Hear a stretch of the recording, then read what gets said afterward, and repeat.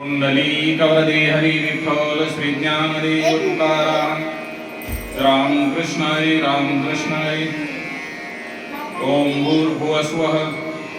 ओम त्र्यंबकं यजामहे सुगंधिं पुष्टिवर्धनम्. उर्वारुकमिव बंधनान् मृत्योर्मुक्षीयमामृतात्. भगवान श्री शंकर, माता पार्वती, भगवान श्री गणेश यांचे त्रिवार वंदन करून या शिव महापुराणाच्या कथेतील जालंधर आणि इंद्रादी देव यांचे युद्ध झाल्यानंतर आणि अंगिरा ऋषी हे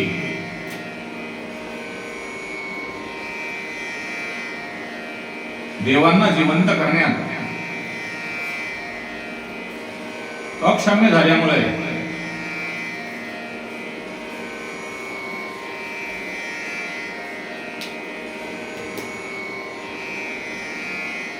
युद्धातून जिवंत असलेले देव आणि ऋषीमुनीवर मेरू पर्वतावर गुहेमध्ये जाऊन पलायन करून लपून बसल्यानंतर जालंधर त्यांचा शोध घेण्यासाठी तेथे गेला. तेथे देवांचा शोध घेत असताना देव जालंधराला पाहून ब्रह्मलोकामध्ये गेले.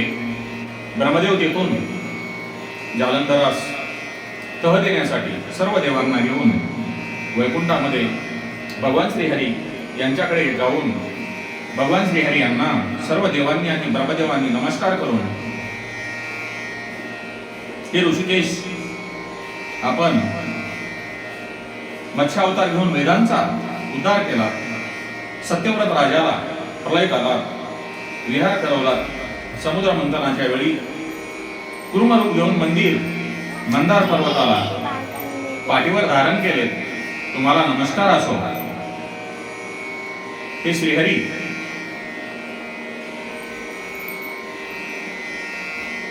आपण या दासांचे दुःख दूर करून शुभ स्वरूप पितांबरधारी आणि गरुडावर आरूढ होणाऱ्या तुम्हाला आमचा नमस्कार असो.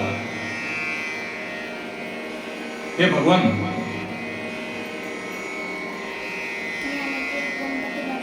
जालंधराच्या त्रासामुळे आम्ही त्रासून गेलो असून आम्ही सर्वजण आपणाला शरण आलो आहोत. आमचे रक्षण करा, जालंधराचा वध करा, असा सर्व देवांनी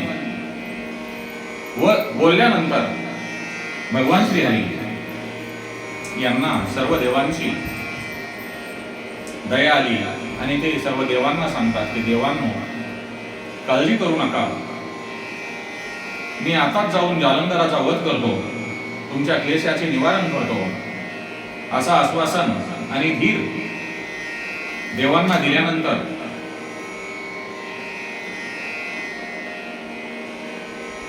श्रीहरींनी गरुडावर आरोहण केले.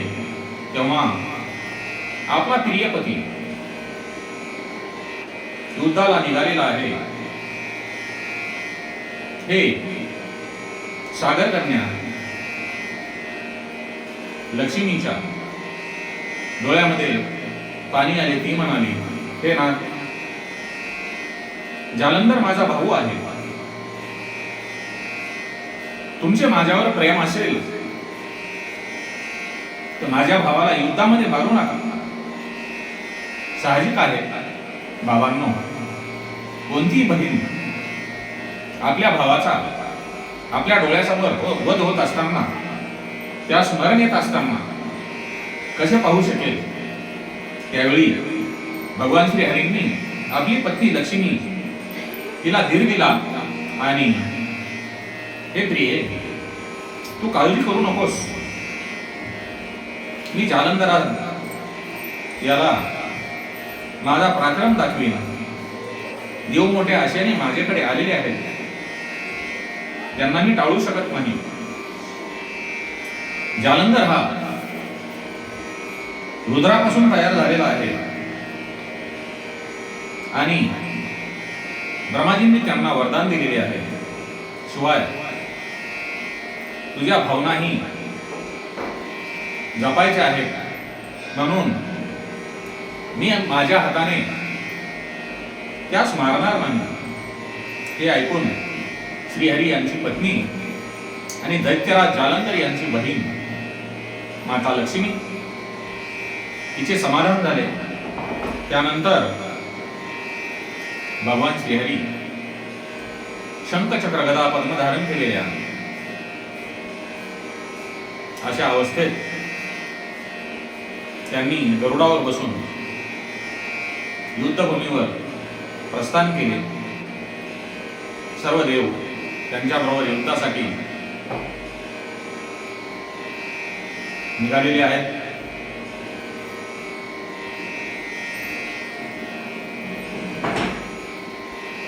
गरुडांनी आपल्या पंखांनी अनेक दैत्यांचा झंझावात निर्माण केल्यामुळे वायूच्या पंखामुळे निर्माण झालेल्या वायूच्या हवेमुळे अनेक दैत्य आकाशामध्ये जसे वाऱ्यामध्ये पाला पाचोळा गटांगळा खातो तसे दैत्य आकाशामध्ये हवेसारखे उडू लागले. त्यावेळी राक्षसाकडे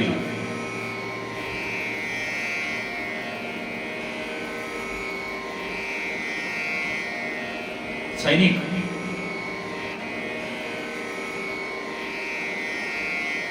युद्धस्थळी एकदम जोराने लढून देवामध्ये आणि दैत्यामध्ये राक्षसामध्ये युद्धांचा भडीमार एकदम जोरामध्ये चालू झाल्यानंतर सनत कुमार म्हणतात, महर्षी, त्या युद्धात दैत्यांच्या तीव्र माऱ्यापुढे देवांचा निभाव लागला नाही.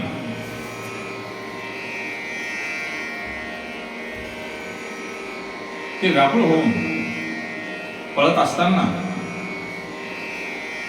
भक्तांना अभय देणारे श्रीहरी यांनी आपल्या शारंग धनुष्यांचा चमत्कार केल्यानंतर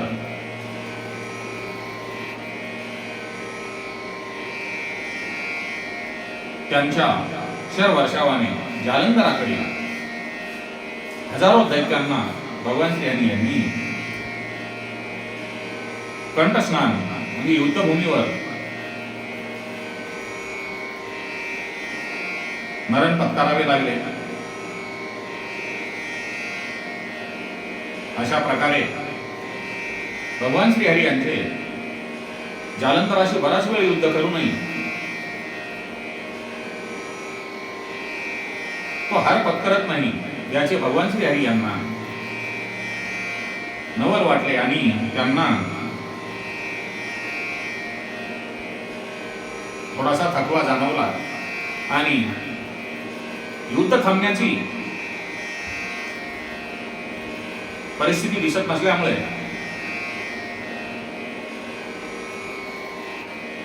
भगवान श्रीहरी जालंधराला उद्देशून म्हणतात, हे दैत्य श्रेष्ठ, हे जालंधर, माझ्या श्रेष्ठ आयुध्यांनी, माझ्या श्रेष्ठ शस्त्रांनी आतापर्यंत मी अनेक दैत्यांचा संहार केलेला आहे. त्याच शस्त्रांचे भीषण प्रहार तू तुझ्या शरीरावर झेललेस, परंतु त्यामुळे तुला काहीही झालेले नाही. तू धन्य आहेस. तुझ्यासारखा या त्रिलोक्यामध्ये कणखरवीर नाही. तुझा पराक्रम पाहून मी खरोखरच प्रसन्न झालो आहे. म्हणून तुला हवा असेल तो वर माग, मी अवश्य देईन. जालंधर म्हणतो, हे भगवान, हे श्रीहरी, माझी बहीण लक्ष्मी ही तुमची अर्धांगिनी आहे, म्हणून माझी तुमच्याकडे एवढीच मागणी आहे, तुम्ही लक्ष्मीसह म्हणजे माझ्या बहिणीसह माझ्याकडे निवास करा आणि देवांनाही बरोबर घेऊन या. हे ऐकून श्रीहरींना थोडा खेद वाटला, पण त्यांनी जालंधराचे म्हणणे मान्य करून ते सर्व देवांना आणि लक्ष्मींना घेऊन आपल्या पत्नीसह आपल्या मेवण्याकडे म्हणजे जालंधरकडे, लक्ष्मीच्या भावाकडे जालंधर नामक नगरात राहण्यासाठी गेल्यानंतर सर्व दैत्य एकदम प्रसन्न होऊन देवांच्या राज्यावर जालंधराने दानवाची नेमणूक करून तो जालंधर राज्यातून त्रिलोक्यावर राज्य करत असताना सनतकुमार व्यासांना सांगतात, हे मुनीश्वर, जालंधर हा धर्माला अनुसरून राज्य करत असल्यामुळे देवांना त्याच्याबद्दल मत्सर वाटत होता. आपला अधिकार गमावल्यामुळे ते फारच दुःखी झाले होते.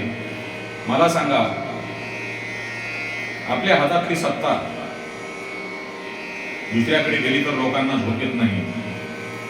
देवराज इंद्र, देवांचे राजे यांना हरवून जालंधर त्रिलोक्याचे राज्य पाहत असल्यामुळे इंद्रादी देव अत्यंत व्याकुळ होऊन या महादैत्याच्या त्रासांना दुःखी आणि कष्टी होऊन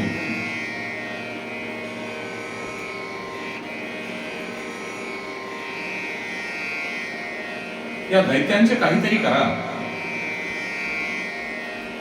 अशी स्तुती भगवान शंकर यांची सर्व देवांनी मिळून केल्यानंतर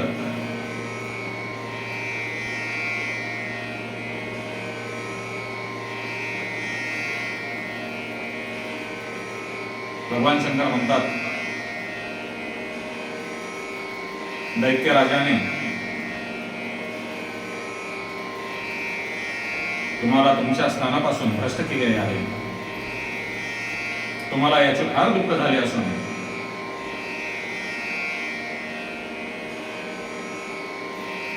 मी तुम्हाला अनुकूल असून माझ्या शक्तीप्रमाणे मी तुमचे काम करणार आहे असे नारद मुनींना आणि देवांची चर्चा झाल्यानंतर नारद मुनींनी देवांची समजूत काढून जालंधर नामक दैत्यांच्या राज्यसभेत जाऊन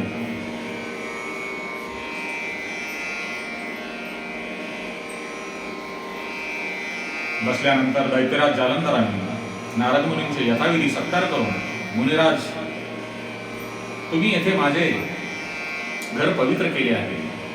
तुमच्या पायांनी, तुमच्या शरणांनी माझे घरे पवित्र मंदिर झालेले आहे.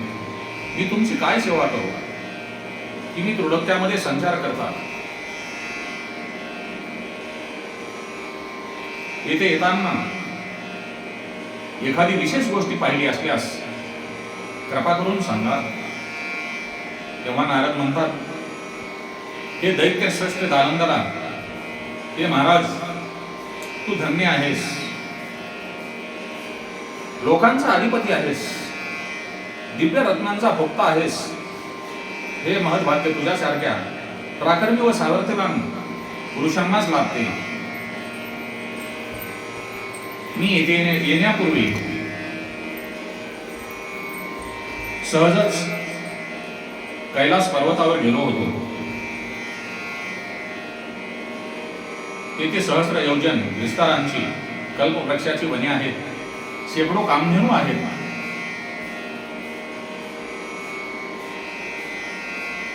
सुवर्णमय आणि अद्भुत शोभायमान आहे. तेथे भगवान शंकर पार्वती बरोबर निवासस्थान करतात. ते सर्वांग सुंदर गौरवर्णाने त्रिनेत्रयुक्त असून त्यांच्या मस्तकावरील चंद्रकोर खूपच सुंदर दिसते.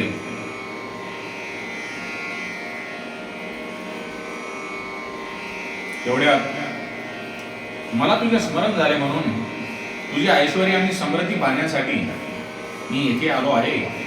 तुझी ऐश्वर्य आणि भगवान शंकर यांचे ऐश्वर्य सारखे आहे काय हे पाहण्याची माझी इच्छा झाल्यामुळे मी तुझ्या राज्यामध्ये प्रवेश केला. हे ऐकून दैत्यराज जालंधर यांना प्रसन्नता वाटून त्यांनी नारदांना आपले समस्त वैभव दाखवले. याची पाहणी केल्यानंतर नारद म्हणतात, हे राजा, तू त्रैलोक्याचा अधिपती आहेस. तुझे वैभव फार मोठे आहे. तुझ्यापाशी इंद्राचा ऐरावत आहे. सूर्याचा सुप्रसिद्ध उच्चश्रव अश्व आहे. कल्पवृक्ष आहे. कुबेराचा निधी, ब्रह्माजीचे हंसयुक्त विमान, स्वर्ग, पृथ्वी, पाताळातील अनेक दिव्य रत्ने, अश्वशाळा, गजशाळा असे सर्व काही आहे. हे मी पाहून खरोखरच प्रसन्न झालो असून, परंतु यामध्ये एक महत्वाची उणीव होता, ती म्हणजे तुझ्याकडे त्रिकंडात दुर्मिळ असे एकही स्त्री रत्न म्हणजे सुंदर स्त्री तुझ्याकडे असायलाच हवे. त्याशिवाय बाकीच्या गोष्टींना शोभा नाही. हे ऐकून जालंधराच्या मनात ईर्ष्या उत्पन्न झाली आणि तो म्हणतो, हे महर्षी, तुम्हाला नमस्कार असो. एखादी दिव्य स्त्री रत्न तुमच्या पाहण्यात आहे काय? असेल तर मला सांगा. ते ब्रह्मांडात कुठे असले तरी मी अवश्य घेऊन येईन. नारद म्हणाले, जालंधरा, असे दिव्य रत्न, असे दिव्य स्त्री रत्न, दिव्य सुंदर स्त्री फक्त बाबा भोले भंडारी शिवजी पाशीच आहे. ती कोणापाशी नाही. कैलासावरील शिवजींची पत्नी सर्वांग सुंदर, परम लावण्यवती आणि सर्व लक्षणांनी युक्त अशी असून अशी अद्भुत मनोहर स्त्री मी कधीही पाहिलेली नाही आणि पुढेही पाहायला मिळेल याची शक्यता नाही.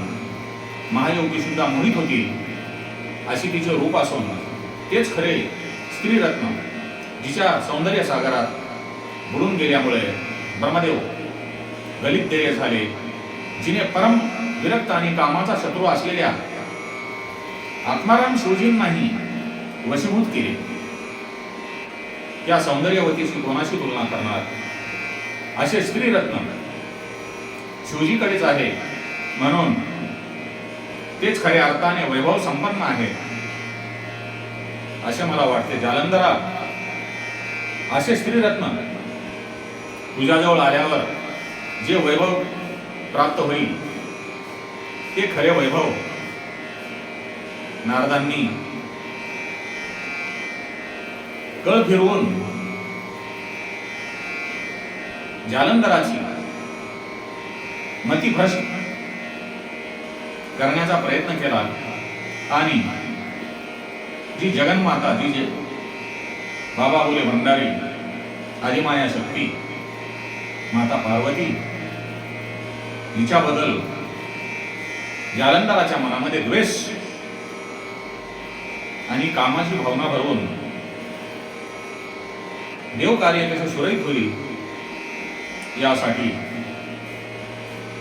शुभारंभ करून जालंधराच्या मनामध्ये स्त्रीरत्न प्राप्तीची दुर्दम्य अशी लालसा उत्पन्न करून नारद मुनी आकाश मार्गाने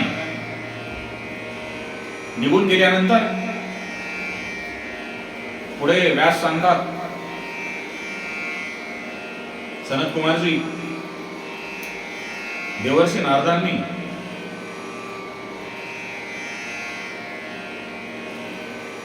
दैत्यराज जालंधरांना पार्वतीचं सौंदर्य आणि शिवजीचे परम ऐश्वर्य विषयी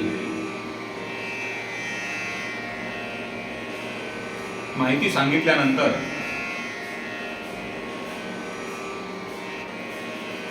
नारदांचे बोलणे ऐकून जालंधरांना ईर्ष्या तयार होऊन त्यास थोडासाही चैन पडत नसल्यामुळे तो काम ज्वराने पेटून उठला आणि पार्वतीचे रूप कसे असेल, ती किती सुंदर असेल याची कल्पना करू लागला आणि तिच्या प्राप्तीची इच्छा उत्पन्न करून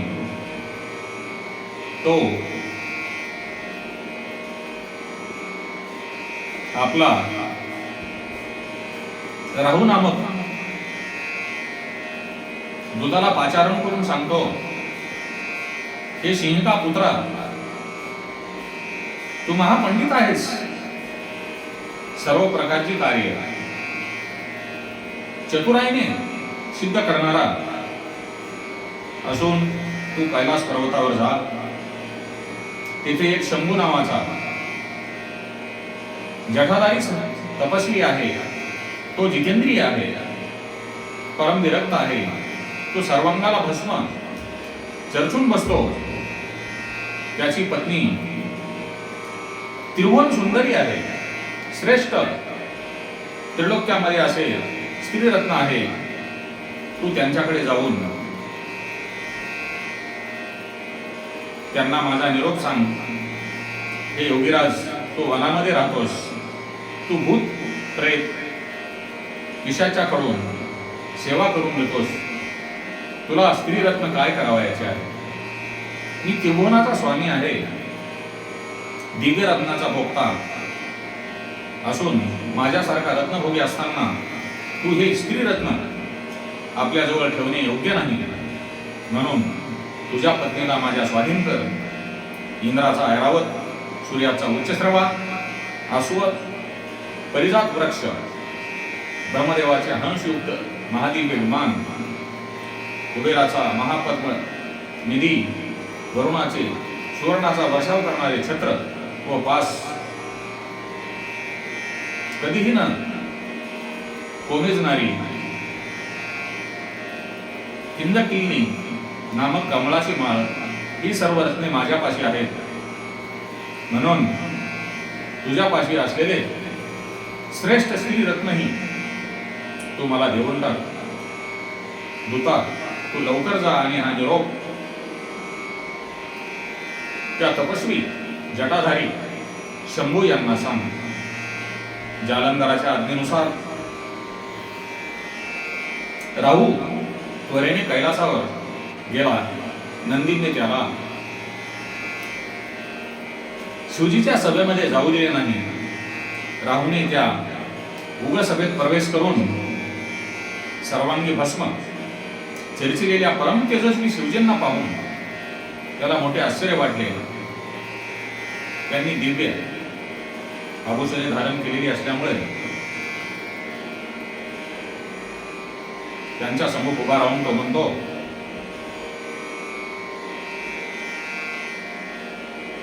दैत्य आणि सर्प ज्यांची सेवा करतात, जो त्रिलोक्याचा अधिपती, त्रिखंडाचा ईश्वर आणि सर्वांचा स्वामी आहे, त्या सागरपुत्राने अर्थात दैत्यराज जालंधराने मला दूत म्हणून येथे पाठविले असून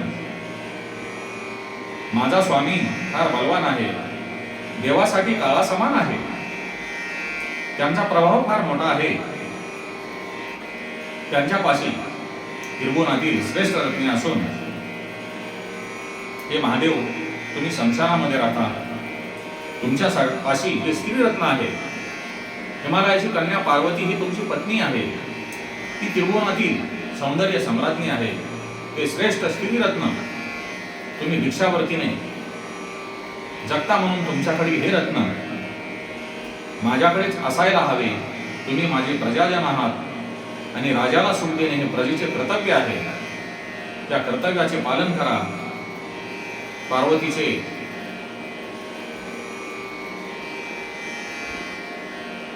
येथे राहणे योग्य नाही. पार्वतीला माझ्या स्वाधीन करा, त्यातच तिचे आणि तुमचे कल्याण आहे, असा संदेश दैत्यराज जालंधर यांनी माझ्याकडे दिला असून तो मी आपल्याकडे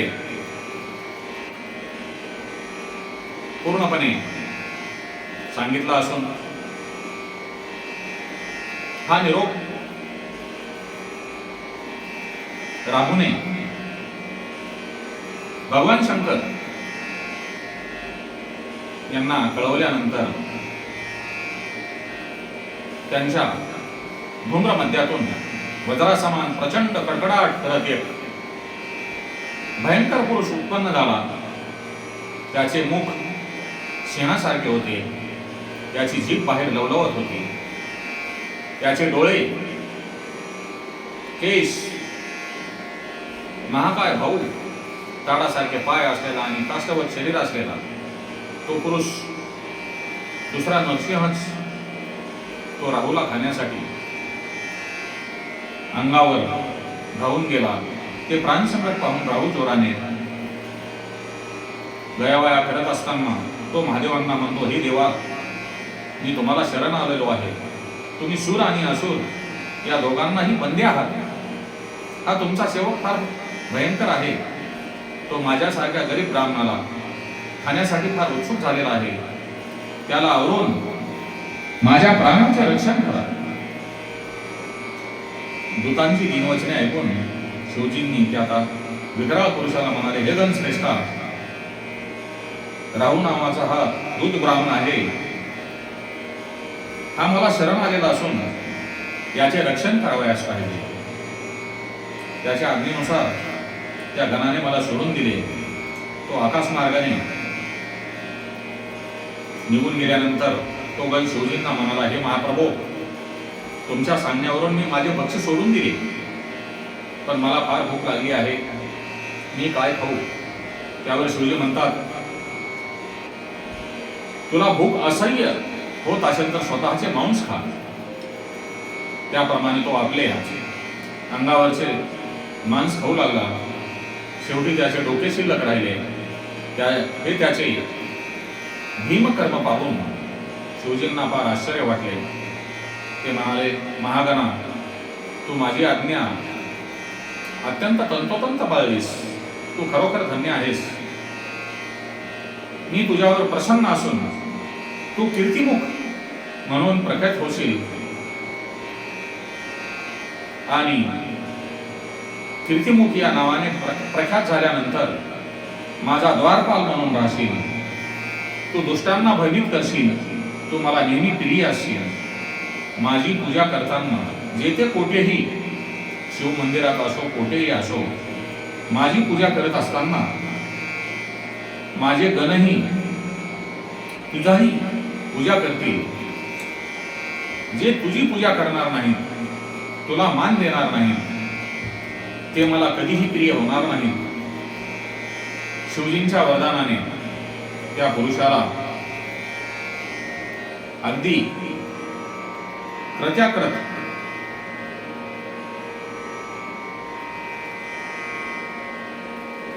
कृत्य वाटले आणि तो कीर्तिमुख नाव धारण करून भगवान शंकर यांचे द्वार रक्षण करत होता. आपण कधीही पूजा करत असताना द्वारपाल कीर्तिमुख यांची, बाबा भोले भंडारी यांची पूजा करत असताना त्यांची पूजा करावयास पाहिजे.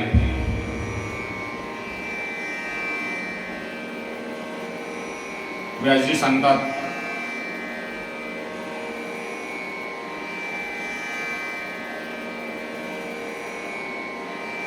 कीर्तिमुखांच्या उत्पत्तीची कथा आणि शिवपूजन करताना या द्वाररक्षक गणांची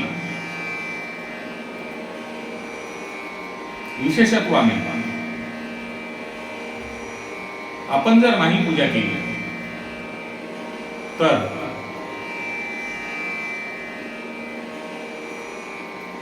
भगवान शंकर यांची आपण पूर्ण दिवस जरी पूजा केली पूर्ण वेळ पूजा करूनही आपली ती पूजा निरर्थक होते, ती सन्मार्गी लागत नाही.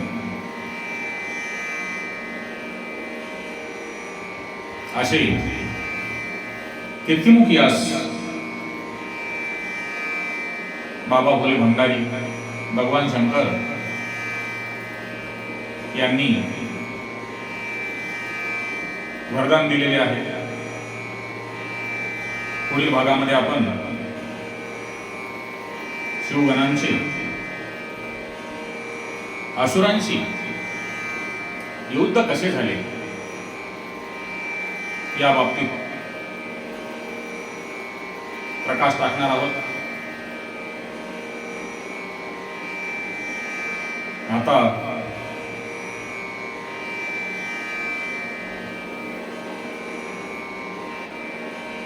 आपण